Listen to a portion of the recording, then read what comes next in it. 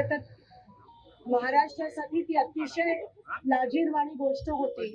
जे काही आपल्या राज्यात परवा घडलं, ते जे फोटो नंतर व्हायरल झाले की काही ठिकाणी फक्त त्यांचे चरणच आपल्याला दिसून आले, बाकी सगळं त्या ठिकाणी खाली पडलं होतं. ते अनेक जणांना बघवलं नाही. अंगावर शहारा येत होता की अशी जर वेळ येत असेल महाराजांवर, आणि जरी मूर्ती प्रतिमा जरी असली, एक औपचारिकता जरी असली, तरी त्या मागच्या ह्या सरकारच्या असलेल्या ज्या भावना आहेत किंवा अतिशय खालच्या पातळीला जाऊन महाराजांचं नाव वापरलं जात असेल आणि आज त्यांच्या पुतळ्याची ह्या पद्धतीत खरं तर ती विटंबना करण्यात आली. कारण का तुम्हाला माहिती होतं की तो पुतळा जो होता तो कमकुवत होता. तुम्हाला माहिती होतं की ज्या कॉन्ट्रॅक्टरला तुम्ही ते दिलेलं, तो केवळ तुमच्या मुलाला खुश ठेवण्यासाठी तुम्ही त्या कॉन्ट्रॅक्टरला दिलेलं. पंतप्रधानांना खुश ठेवण्यासाठी तुम्ही त्या पुतळ्याला अनावरण त्यांच्या हस्ते केलं. जसं हे सरकार आहे तसा तो पुतळा होता.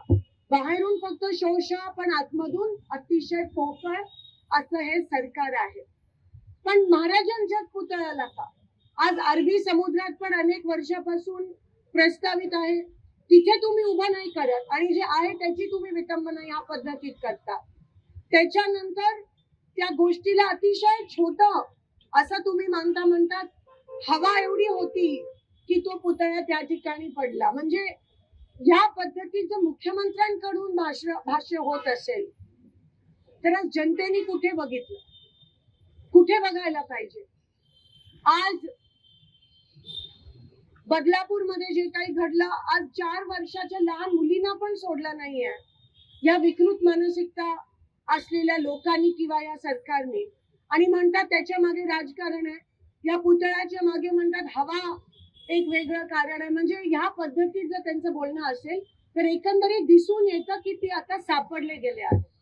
त्यांची उलटी गिनती सुरू झाली, त्यांना उत्तरं नाही आहेत लोकांना द्यायला. ते फक्त लाडक्या बहिणीच्या मागे लागले.